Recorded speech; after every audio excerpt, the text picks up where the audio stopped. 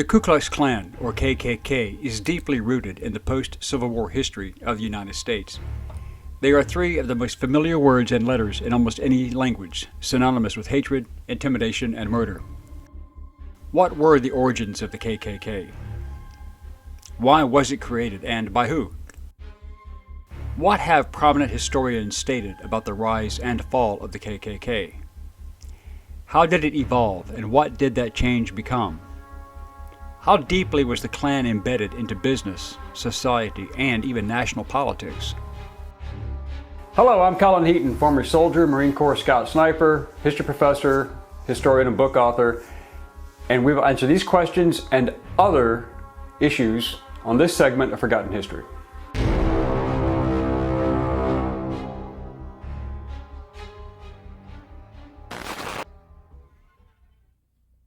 The Klan had three evolutions in its history as it evolved and altered its methods, tactics, and expanded its focus. All three movements have called for the purification of American society, and all are considered far-right extremist organizations. During each period of the Klan's existence, the official membership was secret, and estimates of the total numbers of members was unknown, and they were highly exaggerated by both friends and enemies alike. The first Klan was founded in Pulaski, Tennessee, on December 24, 1865, by 6 former officers of the Confederate Army. They were Frank McCord, Richard Reed, John Lester, John Kennedy, J. Calvin Jones, and James Crow. It started innocuously as a fraternal social club inspired at least in part by the then largely defunct Sons of Malta, perceived as an offshoot combined of the old Knights Templar and Teutonic Knights. The KKK adopted many of the fraternal social club inspired at least in part by the then largely defunct Sons of Malta, perceived as an offshoot combined of the old Knights Templar and Teutonic Knights. The KKK adopted many of the initiation rites and formal ceremonies of those previous organizations with the same purpose of fraternity, solidarity, and most of all, political power, which today in hindsight is laughable as well as tragic. The official KKK manual describing these rituals was printed by Laps D. McCord of Pulaski, Tennessee. The Klan also needed a distinguishing uniform, which later in their history would become notorious: robes, and hence their adopting the Spanish capirote hood. Former Confederate Brigadier General George Gordon, for whom Fort Gordon, Georgia was named for, developed the prescript, which supported the superiority of white society and culture and adopted and taught white supremacist beliefs. They created the ranking system, and at the top of the KKK was the Imperial Wizard, or the National President. Below this were the Grand Dragons, who governed an individual state, called a realm. Then there were the Grand Magis, or Deputy Commanders, and then the Grand Cyclops, responsible under the Grand Dragons for establishing and maintaining recruitment standards. Below them were the Kleagles, who were managed and who were responsible for recruiting and vetting of new members. The rest of the members were the Klansmen, or the foot soldiers, and enforcers. Confederate General Nathan Bedford Forrest was elected the first Imperial Wizard, and stated that he was the Klan's national leader. Forrest was very concerned about the Republican influence growing among the blacks in the South. Despite its apparently well-structured appearance, the Klan had no membership rosters, no named chapters, and no listed local officers, so it was difficult to judge its membership. Due to the heavy response by President Andrew Johnson and the increasing numbers of federal soldiers into the southern states as a result, Forrest called for the Klan to disband in 1869. He stated that it was being perverted from its original honorable and patriotic purposes, becoming injurious instead of subservient to the public peace. Historian Stanley Horn argues that, generally speaking, the Klan's end was more in the form of spotty, slow, and gradual disintegration than a formal and decisive disbandment. Despite Gordon's and Forrest's work, local Klan units never accepted the prescript and continued to operate independently without any form of command and control. Historian George C. Rabel argues that the Klan declined in strength in part because of internal weaknesses, its lack of central organization, and the failure of its leaders to control criminal elements and sadists. More fundamentally, it declined because it failed to achieve its central objective, the overthrow of Republican state governments in the South. Historian Elaine France Parsons describes the membership, quote,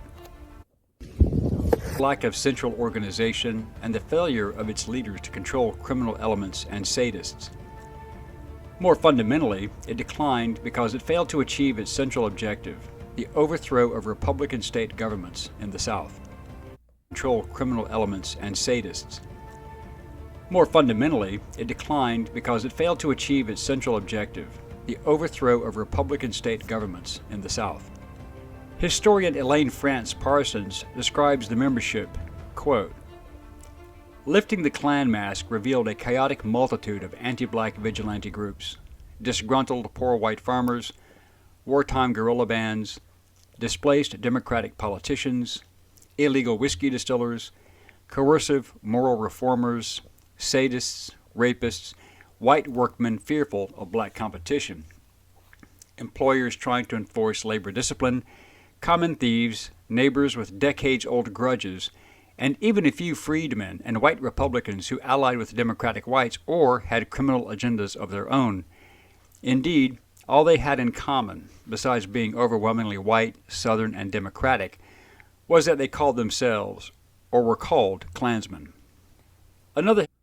Indeed, all they had in common, besides being overwhelmingly freedmen and white Republicans who allied with Democratic whites or had criminal agendas of their own. Indeed, all they had in common, besides common thieves, neighbors with decades-old grudges, and even a few freedmen and white Republicans who allied with Democratic whites or had criminal agendas of their own. Indeed, all they had in common, besides being overwhelmingly white, Southern, and Democratic, was that they called themselves, or were called, Klansmen. Another historian, Eric Foner, observed, in effect, the Klan was a military force serving the interests of the Democratic Party, the planter class, and all those who desired restoration of white supremacy. Its purposes were political, but political in the broadest sense, for it sought to affect power relations, both public and private, throughout Southern society. It aimed to reverse the interlocking changes sweeping over the South during Reconstruction, to destroy the Republican Party's infrastructure, undermine the Reconstruction state, reestablish control of the black labor force, and restore racial subordination in every aspect of Southern life. To that end, they worked to curb the education, economic advancement, voting rights, and right to keep and bear arms of black people. The Klan soon spread into nearly every Southern state, launching a reign of terror against... I have to stop and play that back because I was trying to let this video play because it speaks for itself. But did you hear that part where it said they had to control? Listen to it.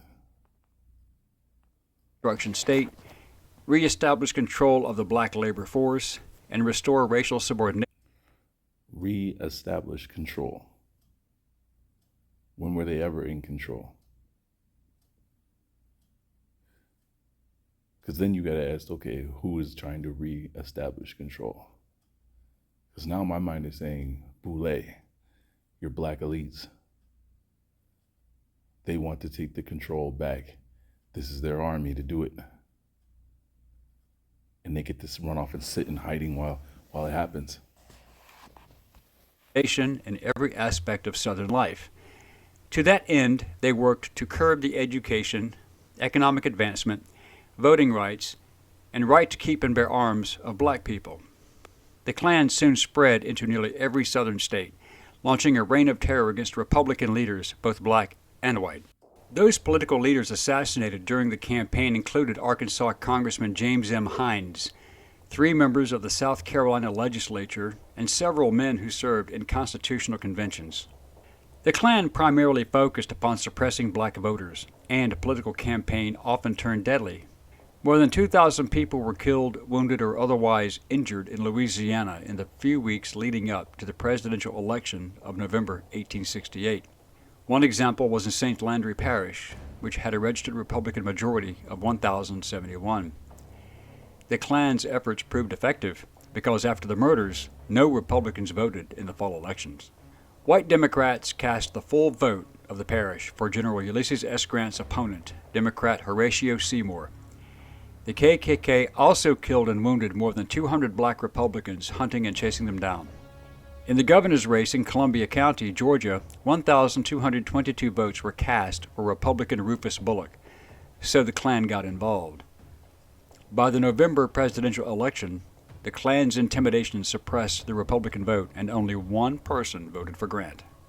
As a result, the 1871 Civil Rights Act allowed the president to suspend habeas corpus. And that's another thing I want to point out.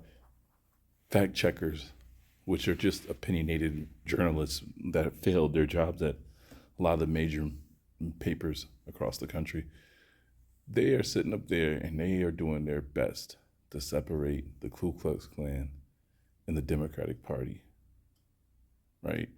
If you search Democrats founded the Ku Klux Klan, they'll give you all these fact checkers saying, nope, that's not it. So you got to be careful with the way you word it, or you look like you have pie on your face if you're trying to explain this to somebody. Say, oh yeah, the Democrats founded the Ku Klux Klan, and you go to search at fact checkers. You'll have to search about. You have to go about through maybe 6 or 7 Google pages before you actually get an article that will resemble your argument. So it's the way you word it. They didn't found it. They're connected. And as you can see, time and time again in this video, this is why I wanted to make this video and save this, because time and time again they point out the Democrats benefited the most by having this group around. It wasn't the Republicans. This means that the traditional right to be brought before a court or a judge to appeal for bail or challenge an unlawful detention could be suspended, and was in fact suspended by Lincoln during the Civil War. During this period, the Florida Freedmen's Bureau records provided a detailed recounting of Klansmen's beatings and murders of freedmen and their white allies, numbering 150 dead in voting intimidations. As a result of these actions, in 1870 and 1871, the federal government passed the Enforcement Acts, which were intended to investigate and prosecute Klan crimes. While racism was a core belief of the Klan, initially anti-Semitism was not. Many prominent Southern Jews identified wholly with Southern culture, resulting in examples of Jewish participation in the Klan until they too were included as targets. The second era of the Klan started in 1915 as a small group in Stone Mountain, Georgia.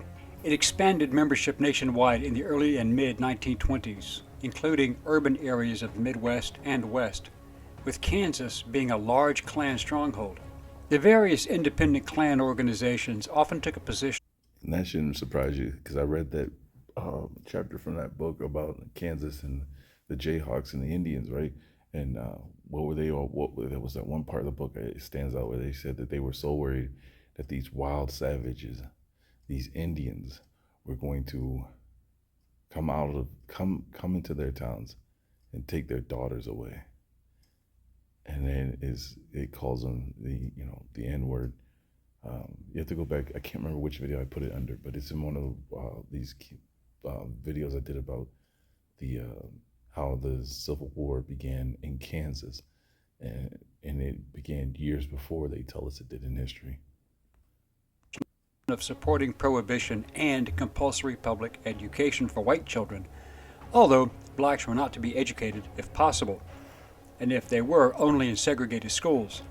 The Klan received its greatest propaganda boost of its entire history when film director D.W. Griffith released his 1915 silent film, The Birth of a Nation, which took great liberties with the truth surrounding the creation and activities of the first Klan. This was when the Klan was resurrected by William Joseph Simmons in Georgia due to the popularity of the film. Simmons relied on the original founding documents from the original Klan and collected the stories, relying upon the memories of some surviving elders. When the film was shown in Atlanta in December 1915, Simmons and his new Klansmen paraded to the theater in their robes and pointed hoods, even riding on robed horses, imitating those scenes in the film. In the film, the Klan was represented as white knights of the nation's conscience, protecting white virtue and white women from the ravaging sexually aggressive Negro. The public response was very positive as a result, but the film did not mention lynchings, other murders, and voter intimidation. Within the first 6 months of the association's national recruitment campaign, Gee, doesn't it kind of remind you of what they're doing today?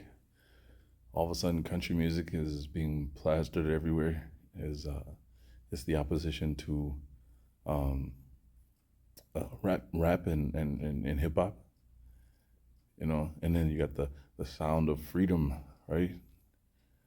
And protect the children. I mean, I'm just saying, you can see they're trying to unravel this playbook right in front of your face again. Klan membership had increased by 85,000 by 1920.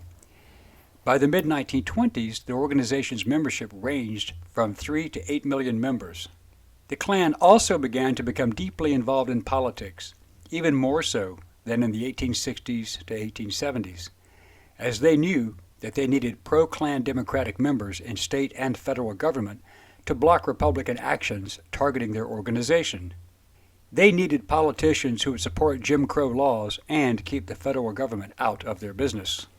They were described as being the acting military arm of the Democratic Party and were attributed with helping white Democrats regain control of state legislatures throughout the South through voter intimidation and ridiculous literacy and cognitive tests against black voters. In 1923, Simmons was ousted as leader of the KKK by Hiram Wesley Evans. From September 1923, there were 2 Klan organizations, the one founded by Simmons and led by Evans in the southern United States, and a separate group led by Grand Dragon D.C. Stevenson based in Indiana, with its membership primarily in the Midwestern United States. However, despite their rather successful advances into the political arena, public opinion was against the Klan, and membership rapidly declined in the latter half of the 1920s. Infighting from various Klan groups, as well as federal law enforcement opposition, brought about a collapse in the membership of both groups. Membership had dropped to about 30,000 by 1930, and finally faded away in the 1940s. The third incarnation of the Klan was resurrected in the early 1950s in the form of localized and isolated groups that used the KKK brand name locally but had no connected affiliation. They opposed the civil rights movement of the 1950s and 60s, such as when they fought against Brown versus Board of Education and imposed separate but equal as their justification. During this period, they often infiltrated Southern police departments, schools, and governor's offices, such as George Wallace of Alabama. Several members of the Klan groups had beaten the Freedom Riders in 1961, murdered civil rights workers, such as Medgar Evers, by Klansman Byron Della Beckwith in 1963. Some were convicted of murder in the deaths of civil rights workers in Mississippi in 1964 and of children in the bombing of the 16th Street Baptist Church in Birmingham, Alabama in 1963 and killing Viola Liuzzi in 1965. These activities saw the KKK classified as a hate group by the Anti-Defamation League and the Southern Poverty Law Center. The final demise of the original Klan arrived in the form of a senseless murder of 19-year-old black male Michael Donald in 1981 and a trial that made history in Alabama. In 1987, the Klan was successfully sued in federal court in a historic $7 million verdict against the men involved in the lynching of Donald. But Robert K. Byrd, the Democratic leader and longtime senator, was a Klan recruiter in the 1940s. He described the organization as a group of upstanding people, doctors, lawyers, clergy, judges, who he thought could provide an outlet for his talents and ambitions, and also supported his opposition to communism. Byrd claimed to have left the KKK in 1946, but encouraged by the Grand Dragon of his KKK branch, and with Klan money, Byrd ran on the Democratic ticket for both state and federal offices.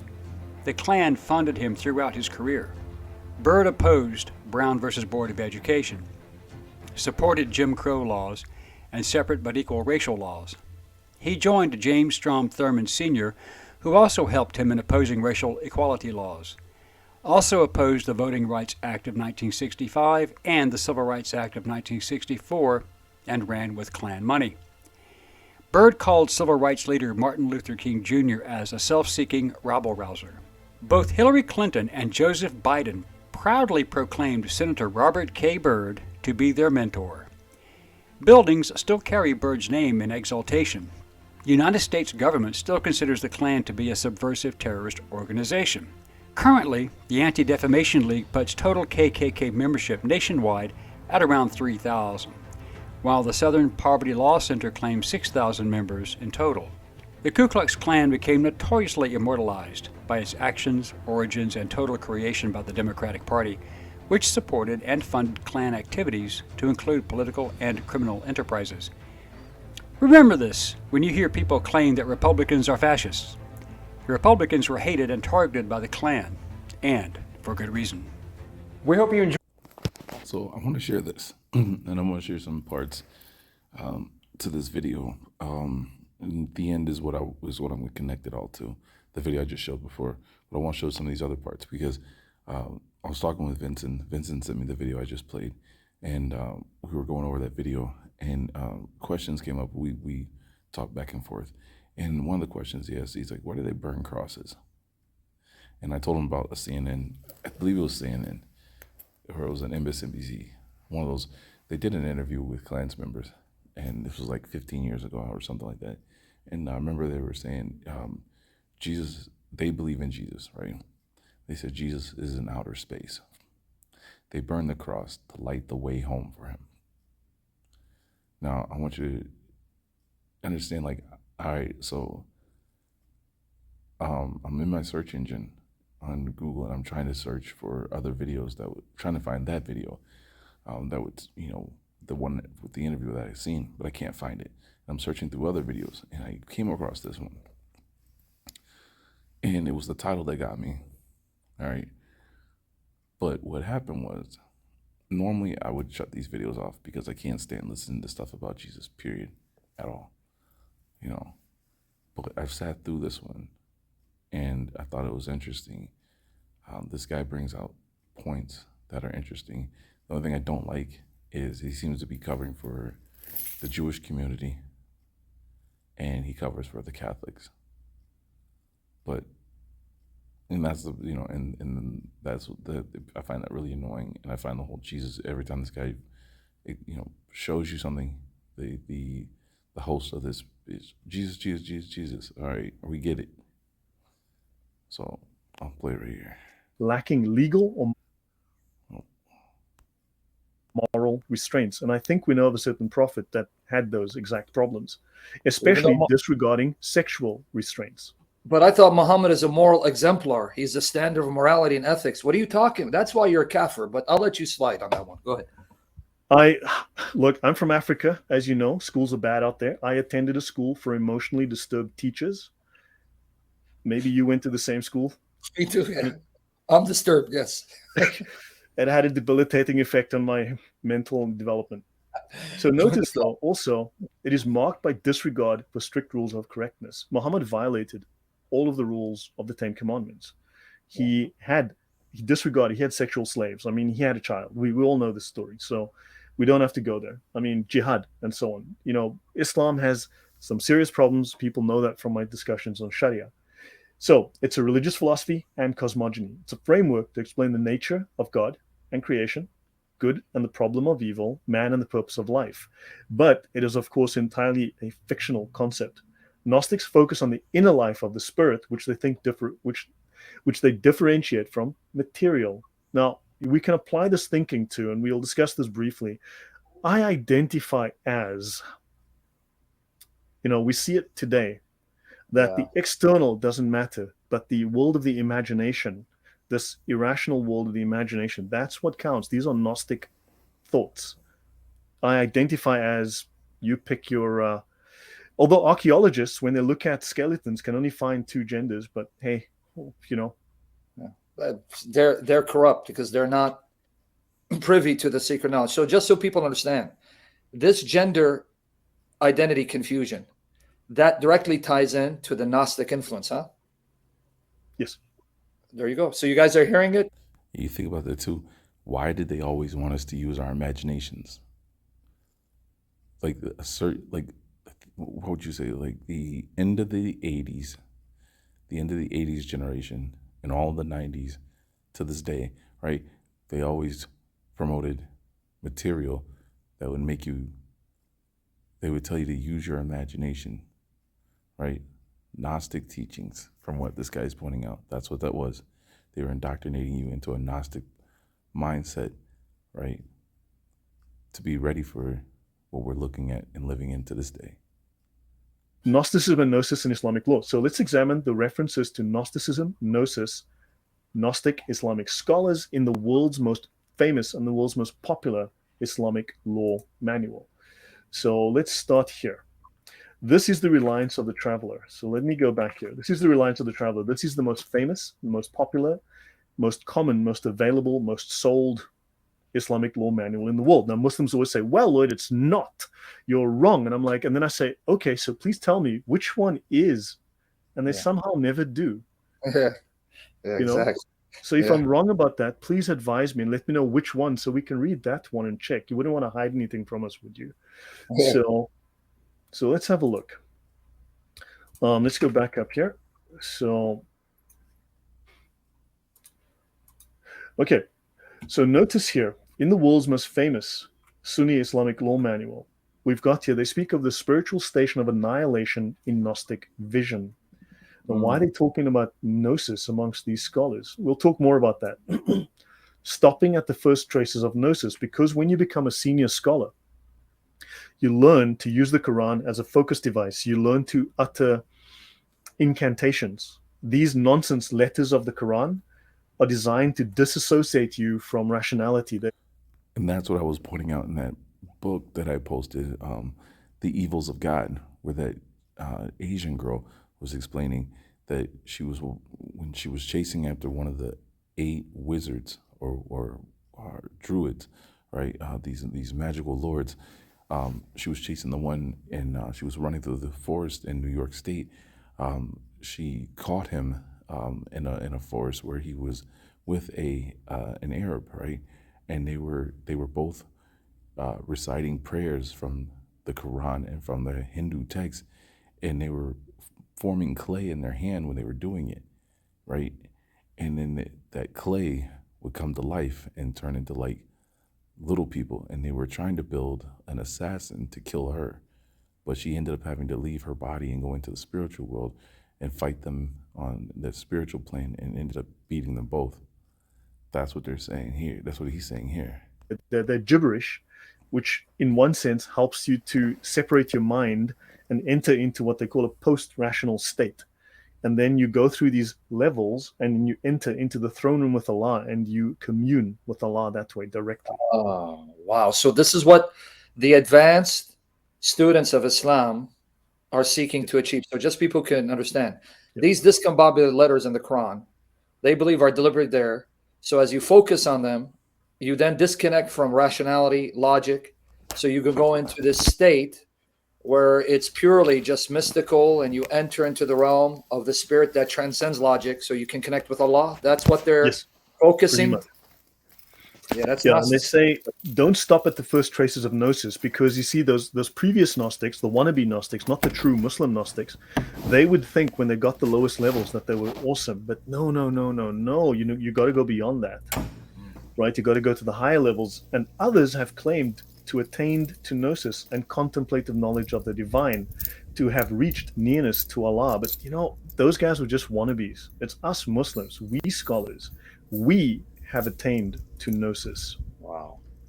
See, we have attained, right? The Gnostics in the first of his states. Now, when they say Gnostics, someone's going to go, well, when they say Gnostic, what they really mean is, and like, no, they mean Gnostics. Right? This is not the only source available on earth that discusses Gnosticism and Islam. The scholars will happily tell you there's plenty of information, videos, books, you name it. Right, the Gnostics' spiritual will, exalted above all else. Right, let's continue. They've reached the level of those to whom the unseen, right, the ghaib, is disclosed, and who have Gnostic insight. The Muslims have achieved Gnostic wisdom. You see, the doors of the Gnosis, contemplative knowledge of the divine, opens to them. When they sniff the first traces of knowledge, you see the hikmah, see the knowledge, right? Yeah. Now, they speak here of, this is interesting though. They speak here of in this, let me show you this briefly, the perfection of faith. The perfection of faith is to adore Allah, right? Now it says you must adore Allah, and they say here, now notice here on the very bottom, it says all three of these are of the perfection of faith, but the perfection required for the validity of worship is only the first. Only the first. So let's see, what is the first here? To worship in a way that fulfills its obligations by observing all its conditions and integrals. In other words, just like the Pharisees had these rules that you followed, you did these things, these works, basically a religion of works, you will be saved, right? And this is for the lay Muslim, but the scholars have to do additional things. For the scholar, he must be immersed in the sea of Gnostic inspiration, the mukashafa, and he must worship as mentioned above, aware that Allah sees one, the station of vigilance, the next station after annihilation, and there's 12 stations or something. All three of these are of the perfection of faith, but the perfection required for the validity of worship is only the first, whilst perfection in the latter senses is the mark of the elect and not possible for many. So only the elite, the elect, can achieve this level of Islamic perfection. The elect, the special group, those Yes. Gnostics who have the keys of the unseen that you need to follow them blindly. Yeah, they are comprehended through the gnosis, you see. The Gnostics, they speak here of the Gnostics, the chess of the Gnostics, gnosis, and so on. But I hope I've made my point that the main Islamic manual speaks at length about the gnosis of the scholars, that they are the true Gnostics. And you know what's interesting? Even Hamza Yusuf, I used to listen to him religiously. He talks about gnosis, Gnosticism. And I noticed that this sounds like the Gnostics of the time that the church fathers were condemning, but you now brought it together. Islam is not Gnosticism repackaged. Yeah. Yes, it is a repackaged form of Gnosticism. There's something else I need to show you, but it will come up later, but I'm trying to remember what the phrases I need to look for. But let's see. Okay, so Gnosticism is liberation through knowledge. And you, of course, are separated from the other humans because you're smarter than them, right? You're liberated from, you're not saved from, right? So humanity is alienated, right? Gnosticism in Islam versus a good creation. They believe that creation is bad, right? And creation is good. On the sixth day, God saw all that he had made, and it was very good. Gnosticism does not have a positive vision of creation, nor does Islam. They deny a direct link between creation and God. Islam denies that Jesus had direct knowledge of God. So Jibreel, the Ruach al-Quds, intercedes. However, when you read through the Islamic sources, Mo is often the Ruach al-Quds. He is the Holy Spirit. In Islamic sources, they depict Muhammad as the Ruh? Yes, in many cases they do, yes. Now, Muhammad just for is the Holy. Muslims, I'm going to ask this because obviously a Muslim has to answer it. So just so we got what you said, because you can't have direct contact with God, so Jesus didn't have direct contact with God. There was an intermediary, Jibreel or the Ruh, and at times he's equated Muhammad. But isn't that a contradiction? Because isn't that a creature who has to then have contact with God to then communicate to another creature? How would that work? I mean, I'm not quite following you, not with you. So, Okay, the Holy Spirit would then. Jibreel, Ruh is a creature. Yes, And yes. so he mediates the knowledge of God, but that means a creature has direct contact with God, and what he receives from God, he's passing on to another creature. So they end up shooting themselves in the foot, huh? They contradict themselves constantly on a lot of issues. Because when you go into the Sirah, Muhammad is a piece of Allah, and but then in other times the Ruh is its own essence, its own entity, and other times it's a distinct group, regulated and structured body in Islam, expressing the popular voice, the will of the people, constituting the solid framework of permanent government behind changing dynasties. Does that sound like maybe an Illuminati? Yeah, exactly. Guys, you caught this? These ulama are the ones who are working behind the scenes to influence governments. Exactly. Wow. Guys, catch this. Listen attentively by the grace of God. This is meat. Wow. Actually, let me bring up something. So while I'm here, because I will probably bring it up later, but let me bring up something. I'm going to bring up this. So while we here, okay, this is Al-Ghazali. This is the niche for lights, the Mishkat al-Anwar, right? Now, Ghazali is considered the highest of the Islamic scholars, even one step above the Imams who founded the four schools of fiqh. So let's have a look here. Now, I want to show you this. So he's the greatest scholar of Islam after Muhammad himself. He's considered the Hujjat al-Islam, the proof of Islam. That's one of his names. He's the only one that has this as like his major title, right? The Hujjat, the proof of Islam. He proved Islam true. And notice he says here, those who stopped short of complete illumination, right? Okay. And he goes on, contains, so basically the knowledge of the Amr, of the word of command, Amr, well, there's a term for that in Islam, but those who understand Islam, it contains much that is obscure and too difficult for most minds, except for those guys with the knowledge, right? And he says that the perfect Illuminati perceived that Al-Mutta, the obeyed one. Hold on. Al-Ghazali is saying that the scholars of Islam are the perfect Illuminati. Wow. That's why I went in closer to the screen to see it. You have it in red. The perfect Illuminati.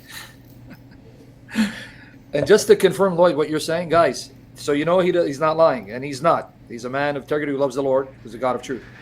Hamza Yusuf, type in Hamza Yusuf al-Ghazali, said what he said. The greatest Muslim mind was al-Ghazali. And Hamza Yusuf loves al-Ghazali. Yeah.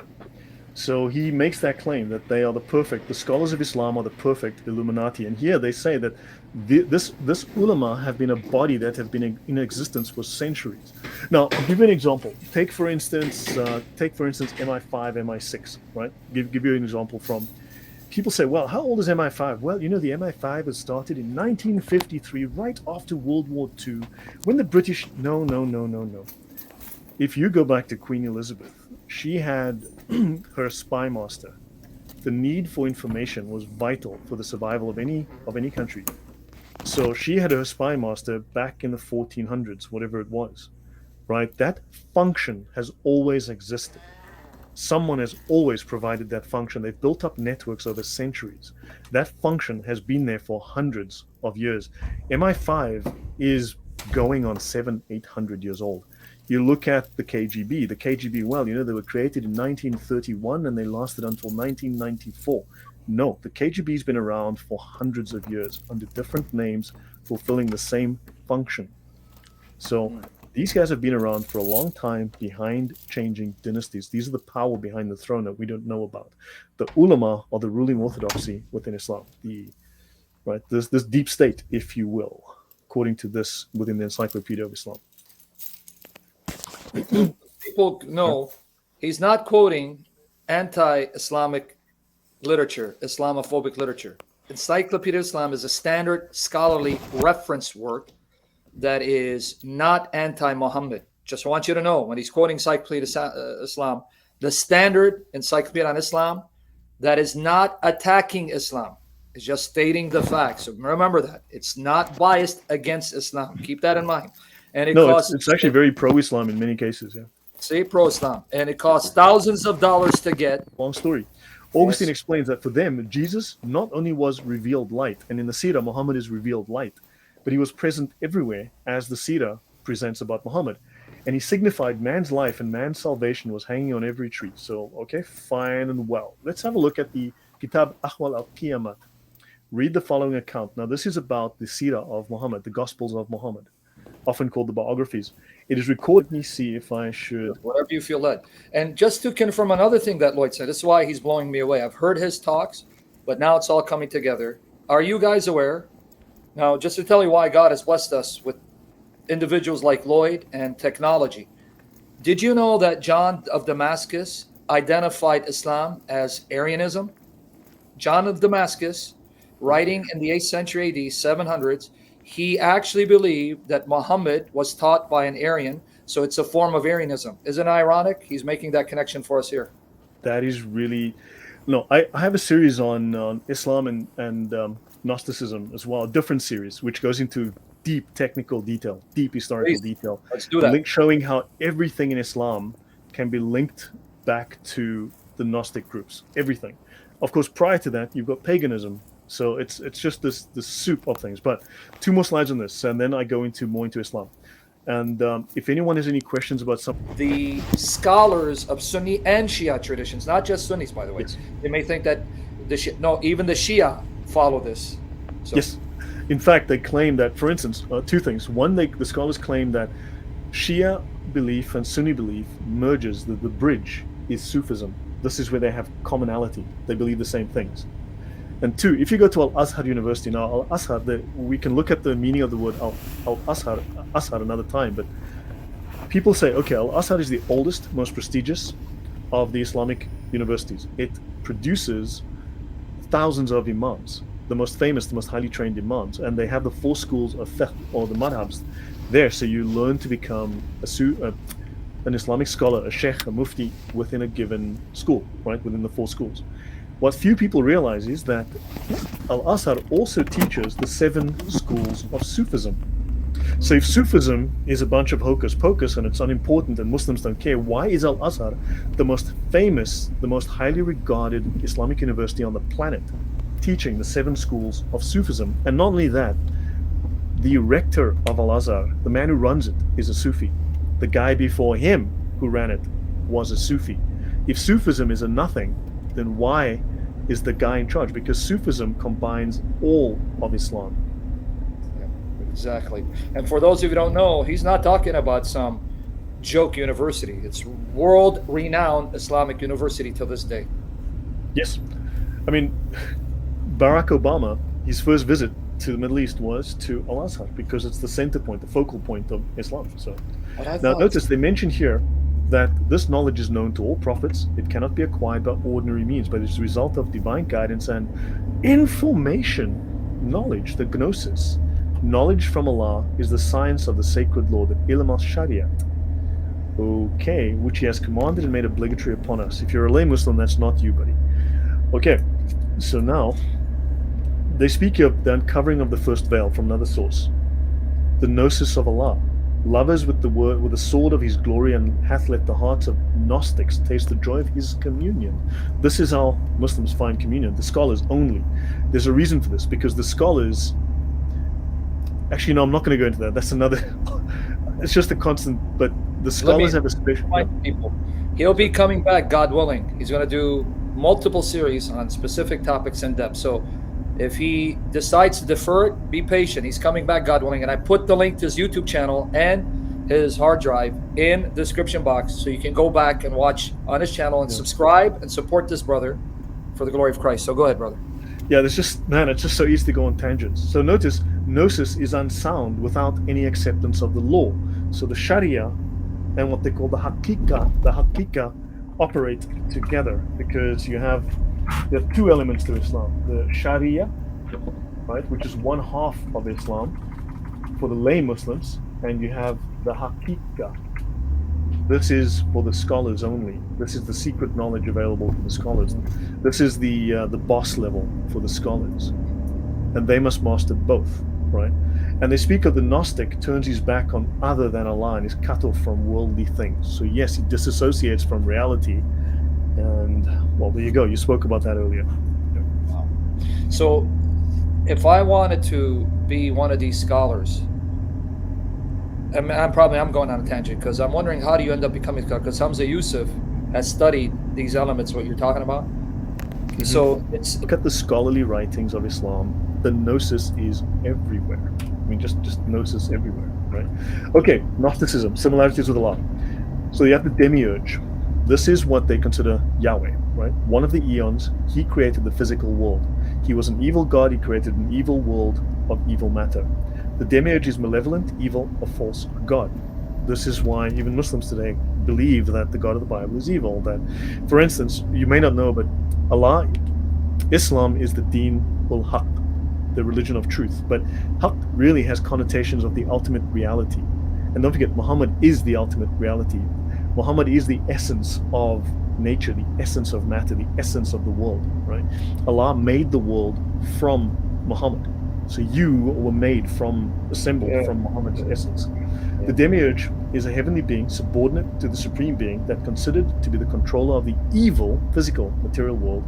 He's antagonistic to all that is purely spiritual. He wants to keep us locked in the material, which is why transgenders want to be separated from their bodies, because, you know, what's going on in my mind, you know, I believe I identify as. And the Sufis want to also escape the rational world and enter into the pure spiritual. This is the Gnostic tendency. Do you hear that? So the Jesus of the physical realm would be evil. So Islam is the deen I identify as, And the Sufis transgenders want to be separated from their bodies because, what's going on in my mind? I believe I identify as. And the Sufis want to also escape the rational world and enter into the pure spiritual. This is the Gnostic tendency. So the Jesus of the physical realm would be evil. So Islam is the Deen al-Haq. What few people realize is that by logic then, Christianity is the Deen al-Batil. It's called the Deen of those who do not know equal. Well, of course not, in the Quran, right? And he says, Allah raises those of you who believe and those who have been given knowledge whole degrees. There's a lot more to be said about this, but so if you have the knowledge, you are raised a whole degree, right? And the superiority of the learned Muslim over the devotee, that's the lay Muslim, is as Muhammad's superiority over the least of you. This is the importance of the scholars of knowledge within the Sharia. This is the word of the Sharia. This is Allah's eternal law. So people get what you just said. Did you guys hear? Some of the weird history. So I'm jumping ahead. I'm skipping over a bunch of slides. And let's go here. Hamas Charter, Article 2 in the occult. So, Article 2, the Islamic Resistance Movement is one of the wings of the Muslim Brotherhood. And who was the founder of the Muslim Brotherhood? The Sufi. Who was the heads of the Muslim Brotherhood? Sufis. Wow. And what was his name? Hassan al-Banna. Hassan al-Banna, meaning Hassan the builder. Well, what is a mason? A mason is architect. I heard. Yeah. All right. The Muslim Brotherhood movement is a universal organization which constitutes the largest Islamic movement in modern times. It has a deep understanding, accurate comprehension, and a complete embrace of all Islamic concepts. So they are not wrong. Life, culture, creed, politics, and the spreading of Islam. Okay, they have to spread Islam, education, art, information, and the science of the occult. It's in their charter. They mention the occult in the charter. Yeah, now they try to translate this in other translations to be knowledge of the unseen, but it's literally the science of the occult. They are experts of the knowledge of the occult, of Islamic magic. Yes, that's these guys here on the right. Let's continue. Baron Rudolf von Spottendorf, let's talk about him. This is him having tea with Hitler. He was a great friend at one time, an advisor to Hitler. He was very, very important. This is the Baron von Spottendorf. So he goes to Turkey and he learns from a Sufi family. And he becomes a Muslim and he learns the secrets of Islam from the Sufi family. He goes back and there's a long story, we'll get into all of that. He becomes very close to Hitler and he influences the Nazi party. Okay, so Baron Rudolf von Spottendorf died in 1945, was a Freemason and a practitioner of alchemy. Alchemy, of course, comes from Islam. The word is Islamic. That's in 1900, he goes to Turkey. He meets the Jewish Termudi family. Now, this is funny to me. I copied this straight out of the text because if they are Sufis, they're not Jewish, they're Muslims. They might have been Jewish historically, but they're not Jewish then. They introduced him into Rosicrucianism and led to his initiation into a local Masonic lodge. In 1910, he founded a lodge of the Bektashi order, a Sufi order in Constantinople. Goes to Germany in 1917, he founded the Thule Society, which is an occult organization that led to the German Workers' Party, which Adolf Hitler joined in 1919. Oh, wow. Adolf Hitler then transformed it into the Nazi Party. So Bottendorf left the Thule Society to Turkey. So he starts an Islamic society based on Islamic occultism, which Hitler joins, and Hitler then takes this society and it becomes the Nazi Party. You're blowing our minds away. Are you seeing the reaction? Yeah. So there's a lot more to the story. I mean, I'm trying to condense a lot of, but understand, this man became a Muslim occultist, and Hitler became his buddy, and they were close for a long time. And then, of course, his occult secret society, based on his Sufi training, his Muslim Masonic training, forms the Nazi Party. So we can start to find credible connections between Islam and the Nazis. Okay? So this is his book, The Secret Practices of the Sufi Freemasons, The Islamic Teachings at the Heart of Alchemy, by Baron Rudolf von Spottendorf, right? Long story about this guy. Freemasons? Wait, guys, did you catch the title? Freemasons that are Sufis. This is Islam. Yeah. So anyway, so Pigs Can Fly had a comment there, but I mean, clearly you need to do a little bit more history. Not to say that the practice of trying to turn lead into gold wasn't widespread, but the word alchemy That's very Islamic. A lot No, of these that's an Arabic practices, term.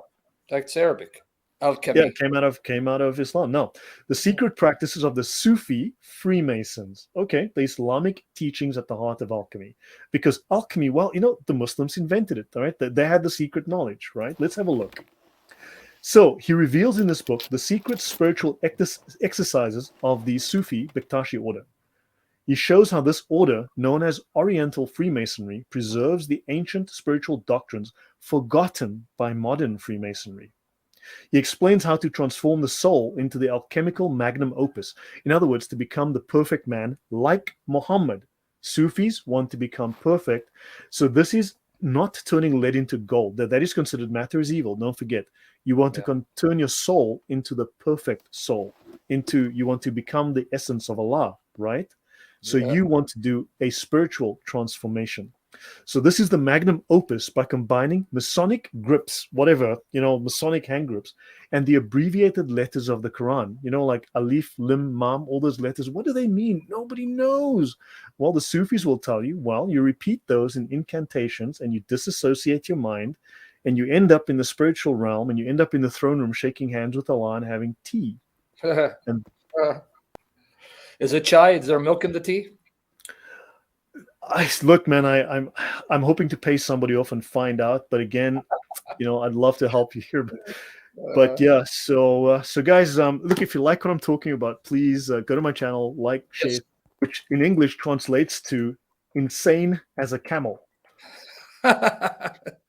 Okay, I have it. It's Latin for insane as a camel. So Muhammad was insan al-kamil.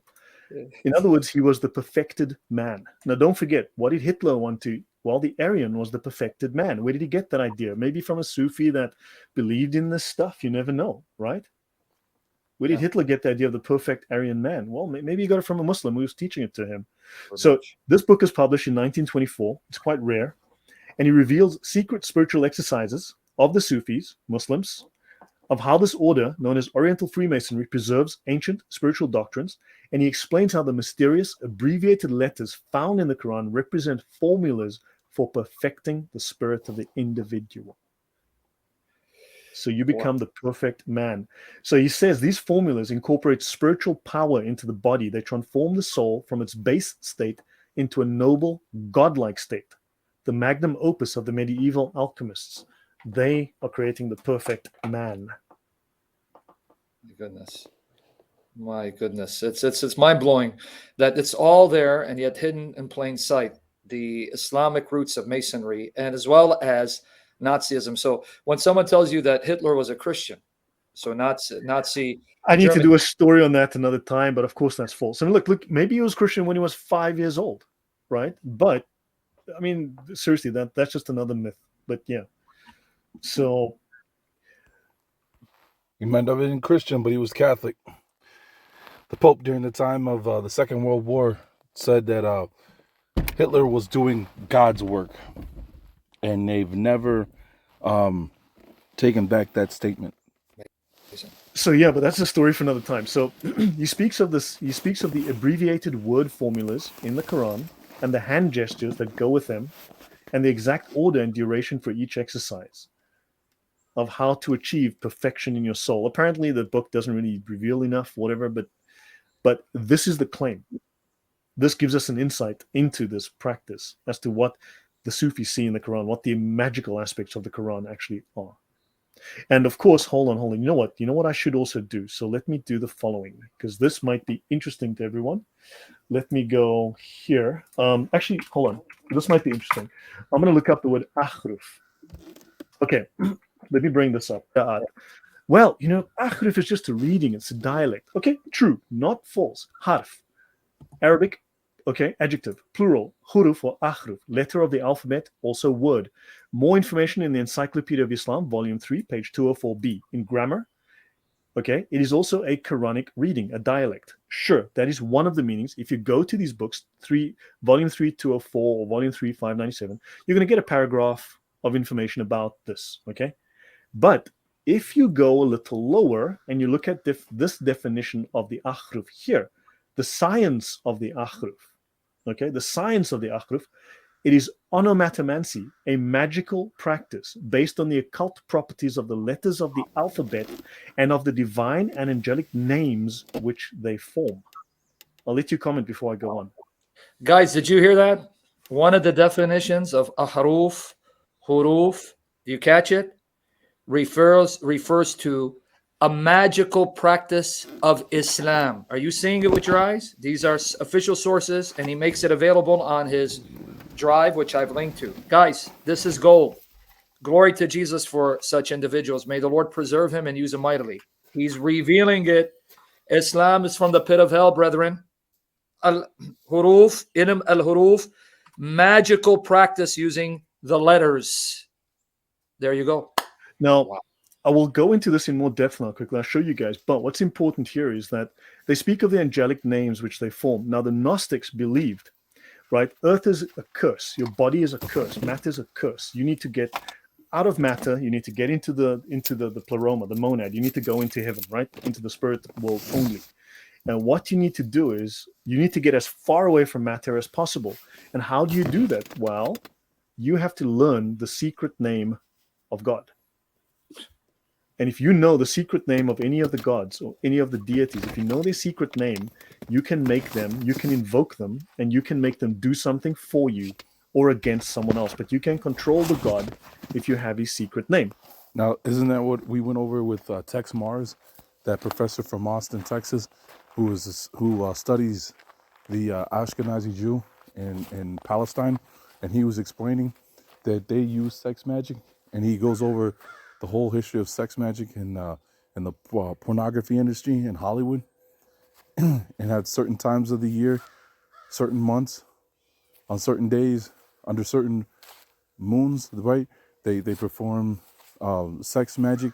I mean, you see the Hollywood jokes, like on not American, but Family Guy, how they make jokes that the Jews have sex only a few times a year, so they know what's going on.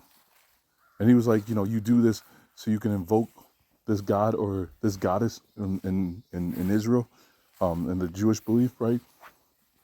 And when you invoke that god, you get them to do what you want. And if they don't do what you want, then you just send that one away and you invoke a different god. Where's the difference? Right?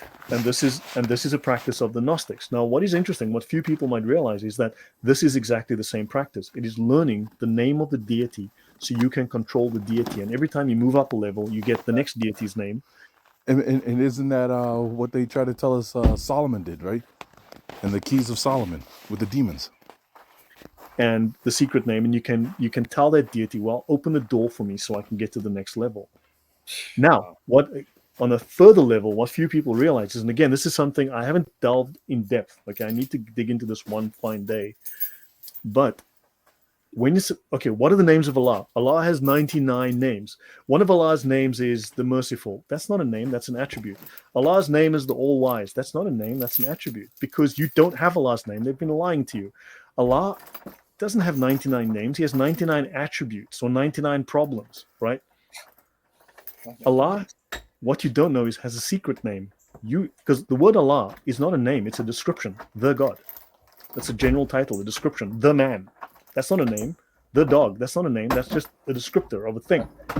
Allah has a secret name. Guess who knows the secret name? Well, not you, buddy. The Sufis, the major scholars of Islam, they have the secret name of Allah. And because they have the secret name, they can make Allah save them. They can control Allah.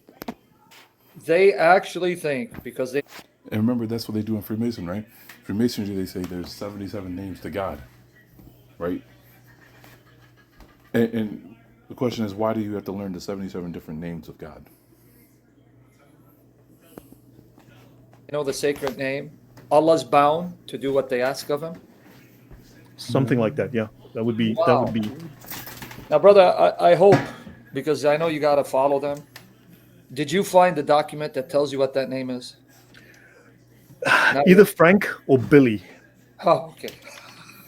Well, Billy Goat, because the goat ate the last sheep with the breastfeeding verses. So yeah, I'm stuck. It's 50-50 at this point. I'm hoping with some research I'll be able to find. That would be beautiful if we can find the name. But sadly, for us to do it, we'd have to become a Sufi who's influenced by Satan and filled with demons. And God forbid we never go that route. But man, it would be beautiful to find that name. Yep. So let me do the following. So let me actually just do this. Let me actually go to, in this reference, we mentioned here, I'll go a little bit more of this, volume 3, 595b. Okay, volume 3, 595b. So I'm going to go to page 620 here.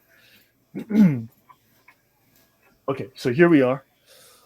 Hope you guys can all read that. No, you can't. Okay. Now, remember I mentioned that all of the other stuff, there's just a couple of paragraphs on a given topic, but this one has several pages dedicated to it. Oddly enough, it can't be important if they give several pages to it, you know. So, the science of letters, onomatomancy, a magical practice, okay, also known as Simia or Simia. Now, what is interesting, they call it white magic. Now, you'll discover that they actually make no distinction between white magic and black magic. That's a story for another day. And they say here it is based on the occult properties of the letters of the alphabet. So, Islam believes letters have occult properties. And they speak of arithmomancy or gematria. This is Islamic gematria. It should also be mentioned Simia, this practice is something that is common. They speak of it in terms of the gypsies who would perform magic. But also Simia is basically conversational hypnosis. Okay, we would know it as something like NLP, but these guys are supposed to be experts at conversational hypnosis. It's based on alchemy. And they can hypnotize you as they're talking to you? It's more like baffle you with bullshit. Okay, I'm going to jump ahead to Muhammad. Later on, I can go back to the beginning and just go in more depth, maybe. But I'll just introduce people to some of where we're going with this. So let's have a look at this. So he comes to the attention, this Baron von Bottendorf, right? So he gets the Rosicrucians, a German secret society founded by Christian Rosenkranz, right? Christian Rosy Cross, of course, not a real name. An alchemist who claimed to have gained his spiritual knowledge from where? Morocco, from Sufi sheikhs. So the Rosicrucians claimed that they got their secret occult knowledge from Muslims. They got their secret occult knowledge from Muslims, and they admit this? Sufi sheikhs in Morocco. He learned it in the Middle East. He traveled to the Middle East and he learned these. So these Rosicrucians, this major secret society of the day is still existing, learned it from the Muslims. Now, hold on. How come no one told us that? Yeah. And we're going to see. Ask you. Right. Yeah. So he comes to Baron von Bottendorf comes to the attention of Rudolf Hess and Hermann Pohl of the Germanen Order. Rudolf Hess was probably important in the Nazi order. Might have been. So, okay. His book, his journal that he was printing, right, which is about occultism, is later purchased by the Nazi party. And it's named into the Völkische Beobachter. So basically the People's News or whatever, you know, the People's Times. Isn't that fascinating? Right? So Bottendorf oversees the founding of the Thule Society and becomes the source, the genesis of the National Socialist Movement, the Nazis. And in 1933, he takes credit for inspiring Hitler's book, Mein Kampf, in his book, Before Hitler Kam, or Before Hitler Came. You just and gave this made Hitler upset, so he ran for his life and he was probably killed. Yeah? Man, you just gave me chills. So even Hitler's Mein Kampf, its influence can be traced back to the Sufi sheikhs in Morocco that influence Baran. So there's a connection, huh? Yeah, there's something of a connection there, definitely. And look at this Thule's Gesellschaft, the Thule Gesellschaft. This became the Nazi party. Look at the swastika design, and look, this is the rosy cross of, you'll find that there's plenty. And look, do you see this? Does that look like a crescent there? Am I wrong? Yes, actually, yeah, you're right. So we will start to see there's lots of little odd connections. I'm going to jump ahead. I'm going to run through to some other things. Okay, let's talk about Baphomet. Everyone's heard of Here's Baphomet. the part that blew my mind. Let's I talk didn't know about this was Baphomet. even there. Okay, let's ignore the crescent and star for the moment. Modern scholars agree that the name of Baphomet was an old French corruption of the name Muhammad, with the interpretation being that some of the Templars, now the Templar Knights, that's another very long story, okay, through their long occupation of the Middle East, had begun incorporating Islamic ideas into their belief system, specifically Sufism, all right? And this was seen and documented by the Inquisitors as heresy. Before people start saying the Templars were innocent, hold on, buddy. There's a lot more there than you might be aware of. There's the Templars had a very bad name in the end, a very bad name. There was a lot they were doing that was very much wrong. Okay, so they might have started out good, they ended up bad. Okay, let's continue. It should just be noted that this little staff here with the twine, the guy's got breasts. Notice it's a man Yes. with boobies. And then, of Yes. course, this in other paintings, in other drawings, it's not a staff. Okay, let's just say it's something else. Male organ. Okay. Yeah. Okay, Okay. Now so we got it. in the Phallic. Chanson de Simon Pou, written before 1235, a Saracen idol is called a Baphomet. Muslim idols were called Baphomets.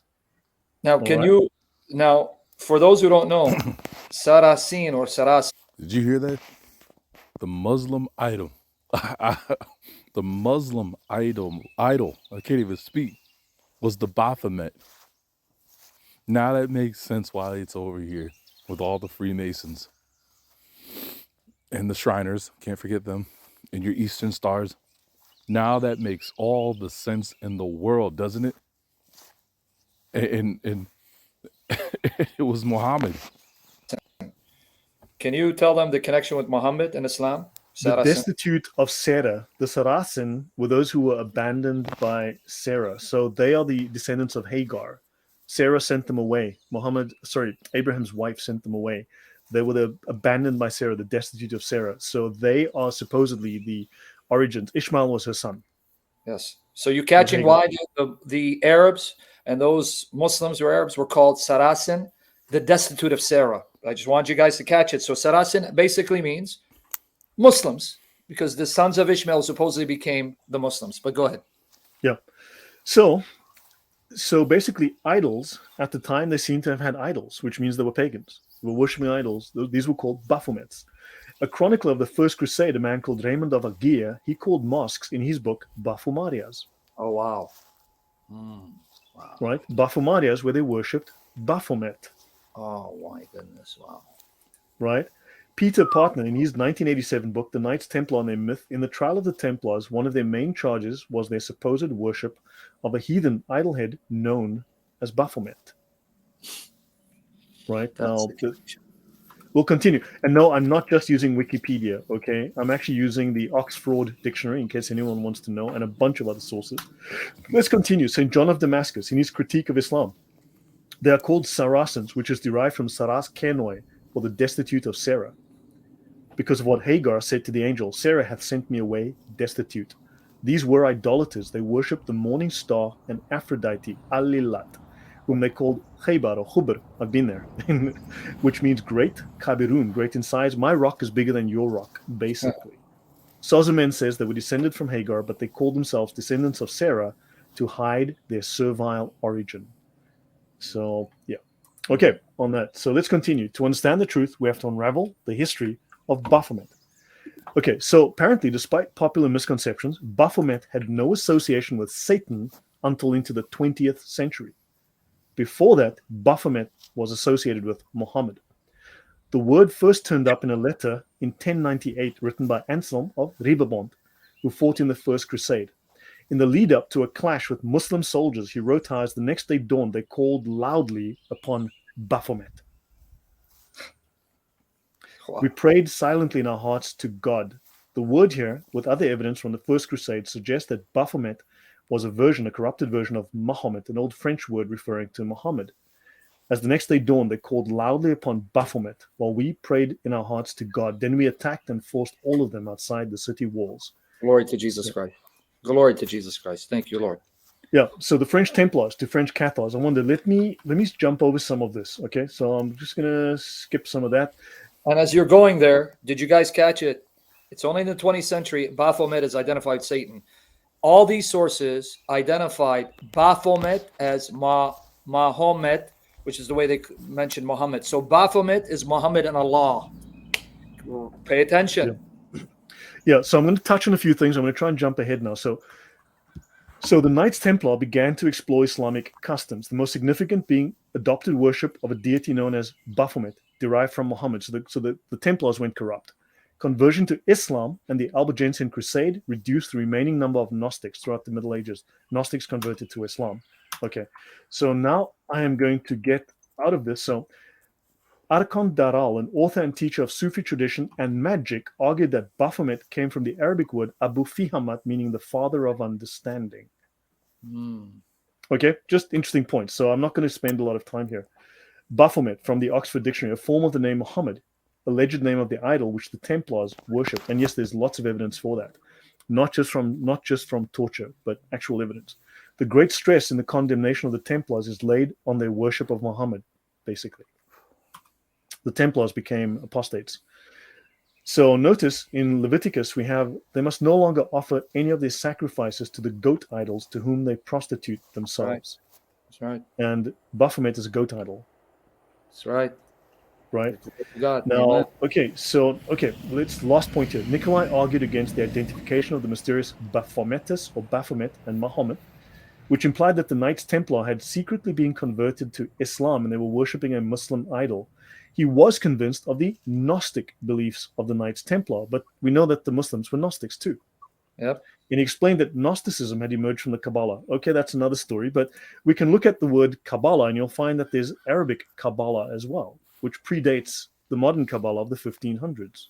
So let's look at an encyclopedia of occultism from the Harvard College Library, The Occult Sciences by Lewis Spence. Baphomet, the goat idol of the Templars, he was a monstrous head, and Baphomet, a pantheistic and magical figure of the absolute.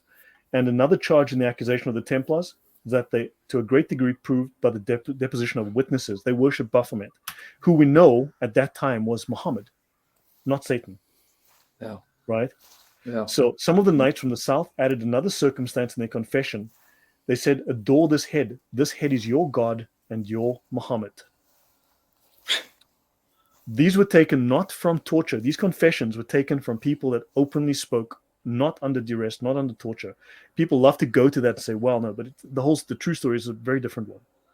And they speak here of the figure of Baphomet, and he worshipped it by kissing its feet and exclaiming Allah, which he describes as a word of the Saracens.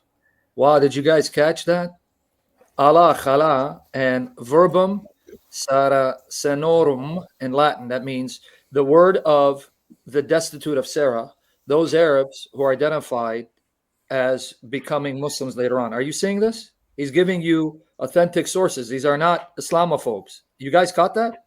Khala, meaning Allah, a word of the Saracens. Yeah. So Baphomet is Muhammad. See that, guys? I could kiss your head if I was next to you, brother. You're amazing. Glory to Jesus. Keep going, brother. So the Templars had secretly embraced Mohammedanism. Baphomet is a corruption of Muhammad. So I mean, look, this is all over the sources. When you start to look, it's there. But obviously, people want to remember the Templars as good. So they focus on that. And they try to say, well, the Catholic Church was evil. And the Catholic Church just tortured them and burned them and fed them Cheetos. And it was terrible. You know, they made them eat food without salt. And it was horrible. But no, when you look at the history, you know, it's a very one-sided view. So, okay, let me skip over this. I'll come back to this another time. Notice the word Kabbalah. There's Arabic Kabbalah, meaning a secret or esoteric science. The Arabics also have Kabbalah. It's a story I'm going to skip. But notice, before the Jewish Kabbalah of the 1520s, we had Arabic Kabbalah, predating that. Moving on, Muslims in membership with the Templar Order. The Templar Order started to accept Muslims into the ranks. They were in bed with the enemy. Right, I will continue. The Catholic Church. Okay, let's go to Idris Shah. I'll talk about the Catholic Church and Freemasonry. The Catholic Church has written more condemnations of Freemasonry than any other subject. Are a Freemason, you are no longer a Christian. You are excommunicated. Glory to God. Right, now moving on. And I'm not a Catholic, guys. Okay, I'm going to skip this. Let's go to the KKK for a moment. So this is the Quran. Sounds like another holy book. I can't. Hold on, man. Are you kidding me? Bible. Is there a Quran? Can you help me out here, Sam? So the name of the book is the Quran? Yes, the holy book of the KKK is called the Quran. Woo! Now and you guys see the connection, man. Quran and Quran. And by the way, maybe you don't know that. The way that now it makes sense. Now it makes sense when Malcolm X was able to point out that there was a secret agreement between the KKK and the Nation of Islam. Look at their holy book. Look at their holy book. And here's the thing, too. I was looking up, Vince and I were talking about the first video I showed. And while he was talking to me, I went to look up what does the KKK mean, right? And just the first breakdown of the article they gave us, they're saying the first K, the clue, it means a circle, right? So I was like, okay, what's his name there? What's that guy? That occultist, the guy who calls himself the Beast 666. Man, I can't think of his name right now. Aleister Crowley, right? Aleister Crowley, I thought came into mind, right? So I'm thinking, okay, in his books, in his writings, he talks about those, when you sacrifice a male, you sacrifice him on a square, right? Or you sacrifice him on a the oblong shape, right? The stretched out square, right? And he said, if you sacrifice a girl, you sacrifice her on a circle or something circular, right? And he's like, because these are the energies that it's going to, right? How did he say that? So when I thought about it, I was like, okay, so who is the god of the circle? And that takes you into Athena. That takes you into the moon. And it took us into basically the moon is two-sided, right? You have Athena and you have Athena's brother. This is why you'll hear them talk about the moon being lunar, being the feminine, and you'll hear them talk about the moon being Apollo and the Apollo landings. I could not believe it. I was stumped right there. I was like, wait a minute. So are they into moon worshiping? Well, now we see the crescent moon on the original KKK outfit. So that leads me to start to think that the original KKK, when we understand that these were melanated people that were the original ones, that they were into the worship of the moon, right? Because it's on there, the moon and the crescent star. And the ones that are now running the KKK are into the opposite side of it, are into the Apollo worship, in my opinion.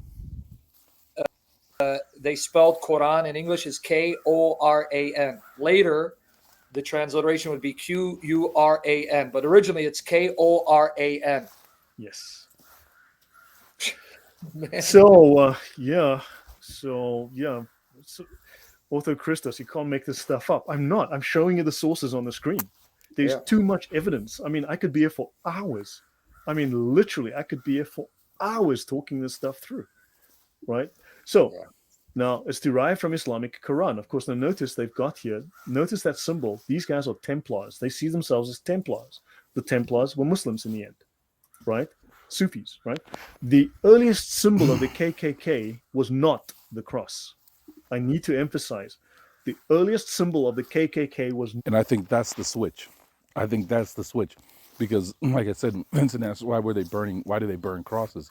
And that video said, they were burning crosses. And I forget the example he gave us, but I think that's where the switch takes place.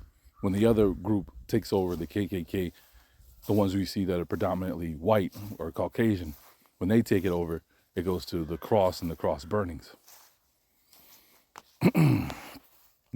Not the cross. What do you think their first symbol was, Sam? Want to guess? You're going to blow my mind. It's going to have to be something related to Islam, either the crescent moon or the crescent of five, something that has or both. Or both. Are you kidding me? The first symbol of the KKK was the Islamic crescent and star. You are serious that the first symbol, deadly serious, the crescent and the flag, which is the very symbol that you'll find on Islamic flags, and on top of their mosques, yes, the very first symbol. And afterwards, when they realized this is not a good look, they started burning crosses, which is sacrilege, by the way. Yes, exists. Wow. So let's have a look. This is the only known, there are two photos known of the very earliest, the very first KKK uniform. This is they've destroyed all the rest. Luckily, in someone's basement in boxes, they found... Now, I know this picture is in black and white, but if that was a Caucasian, wouldn't the hands look white? I could be wrong, But I'm saying, wouldn't the hands look white? Wouldn't the skin behind the eye holes come through looking white? Two photographs of the very first uniform of the KKK. Notice it is the crescent and the star.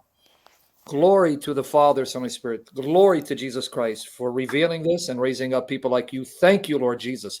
You see it, guys? There's the crescent moon and the 5-point star. Yes. Glory to God. This is archived. Thank you, Lord. Wow. Here's another one. The Islamic KKK symbolism. Here you've got a much clearer picture. The crescent and the star. The very first symbol of this dude with his KKK uniform before they decided to go all in white. My goodness. This is nuts. This is nuts. Okay.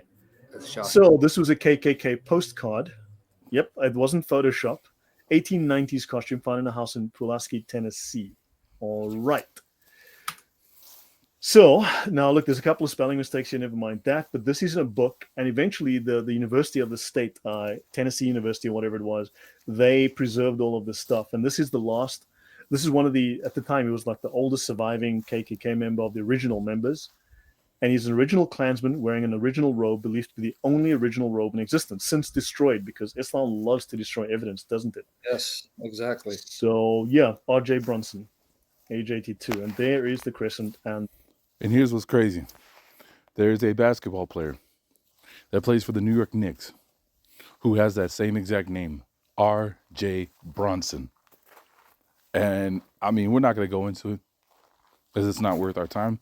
But I was thinking to myself, I wonder if this boy knows the history of that name. star.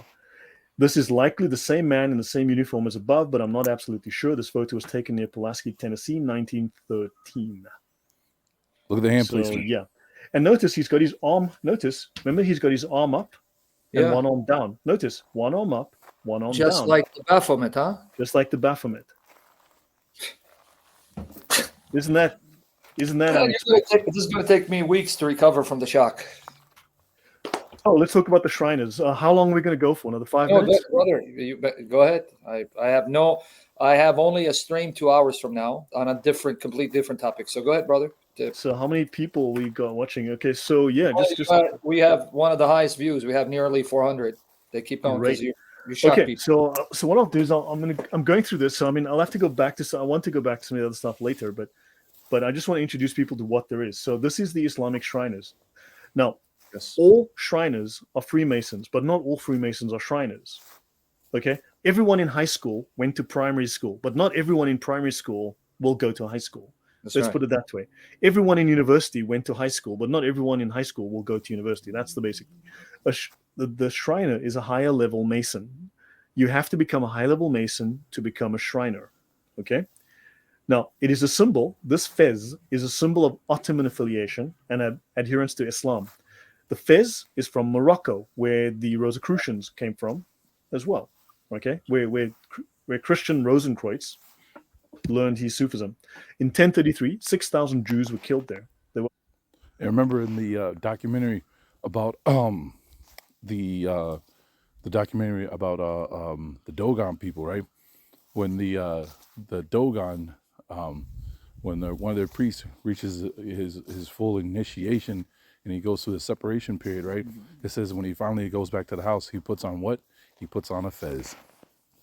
Further massacres in Fez in 1276 and 1465. There are some unverified murders of Catholics. I'm sure there were, but the official stories that I've seen are probably false, so I don't want to include those. There's a claim of 50,000 Catholics killed. I don't think that is true. It's adopted as the Shriner's official headgear. So this Islamic headgear is just cosplay. It's got nothing to do with Islam. Just remember those words. Has nothing to do with Islam. Remember, if anyone asks you, Islam has nothing to do with Islam. Exactly. Islam has nothing to do with Islam.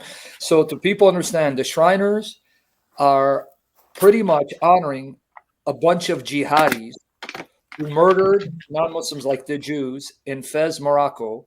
So these Shriners, when they put this hat with that symbol, they're pretty much honoring the murderers of non-Muslims in Fez, Morocco. Yeah, Christians, Catholics, and Jews. Yeah, basically. There you go. I didn't put the Catholic figures in because the stories just don't seem, the numbers seem inflated.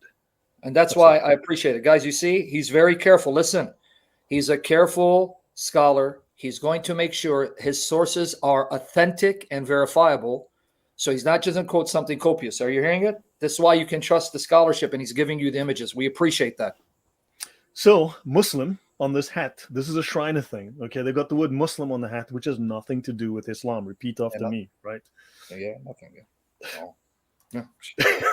The light of then, of course, you have the word Islam on the Shriner hat, which has nothing to do with Islam. Exactly. No, you're just, remember, you're not detached from reality. So you are seeing things that make sense to you, but because you haven't achieved that higher level, Lloyd, higher. Yeah. Why are you believing your lying eyes? Yeah, come on, man, go higher, bro. Come on. Yeah. So, okay. Notice you've got the scimitar and you've got the crescent and the star, but notice this is also the symbol of Isis.